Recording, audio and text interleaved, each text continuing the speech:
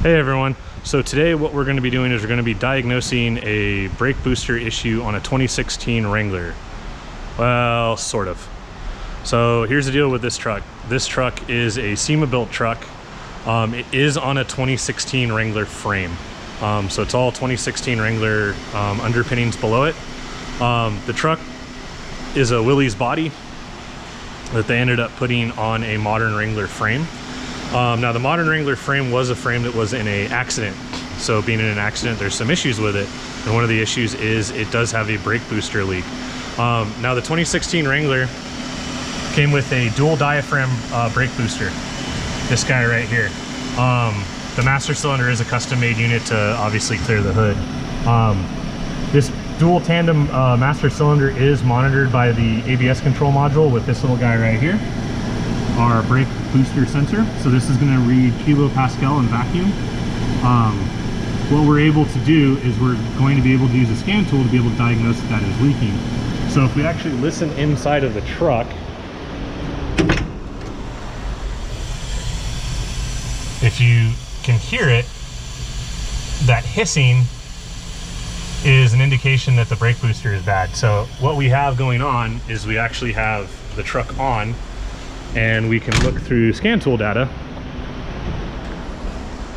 and we can go off of our vacuum sensor and see that our vacuum sensor is measuring 54 kilopascal, or negative 54, so that it actually is measuring engine vacuum. So then what we're able to do is if I shut it off real quick, you can actually see that start to drop. Let me see if I can do that with leaving the camera right here.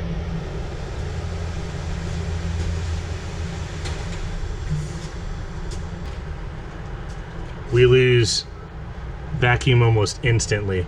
Now, if this truck was operating correctly, what we should have is we should have it hold that vacuum in the dual diaphragm booster for about 5 to 10 minutes. The fact that it's leaking down immediately is an indication that we actually do have a fault with the brake booster. So we'll be able to test and see that that's working after we've done the repair. So what we're gonna do is we're going to replace it with a new booster right now. So we'll go through what all is involved in getting this in and out. All right, so first step with removal is we're gonna remove the vacuum brake line off the pressure sensor. Now our new booster comes with a new pressure sensor, but one of the telltale signs for a leak is you always want to make sure that the line doesn't have any cracks in it. That should be good to go. Then we're going to actually disconnect the electrical connector for the pressure sensor. Again, because this is a dual tandem unit that is on a modern vehicle, not all of them will have an electrical sensor for this pressure sensor. Now, an example of knowing that this does have a leak, typically if we have engine vacuum on this side, because there's a check valve in here that holds the engine vacuum in, if we were to pull this sensor out, we should hear it pop. It give like opening a can of soda, and we're not hearing that. So that's another indication that we do have a leak with this particular master cylinder. Next thing we're going to be doing is we're going to remove the master cylinder, which is these two 13s. We're going to do it as least invasive as possible without breaking the lines. If you have enough room with the lines, they can flex a little bit. It is normal service procedure for that. Chrysler does say that that is an approved repair in removing the master cylinder. So we'll unbolt this, get the master cylinder out just far enough, and then we can go into the inside of the vehicle.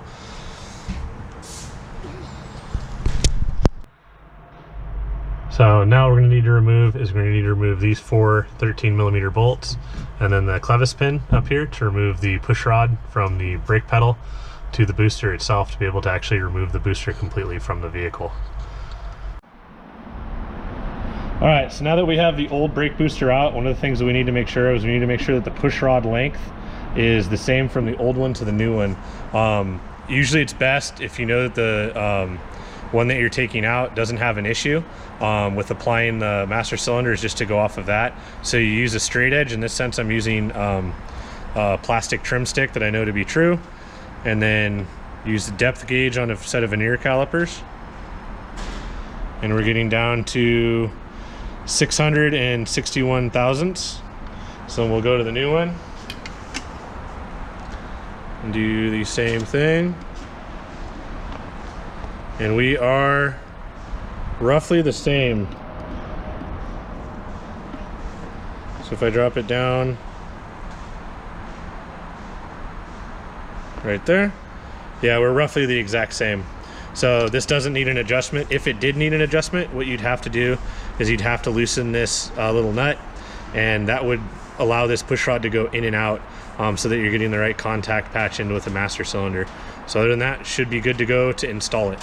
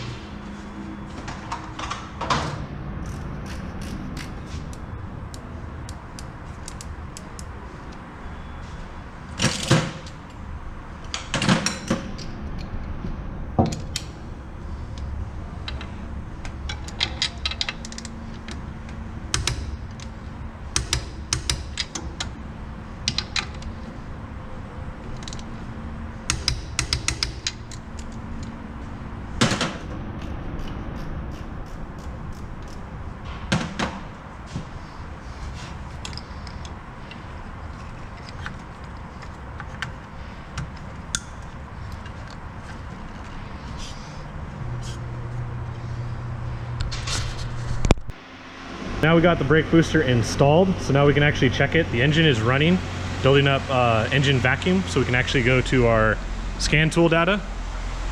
And again, going off of the vacuum sensor, we're at negative 65, 66 kPa, which is already a fair bit higher than what it was. It was in the 40s and the 50s when it was running before.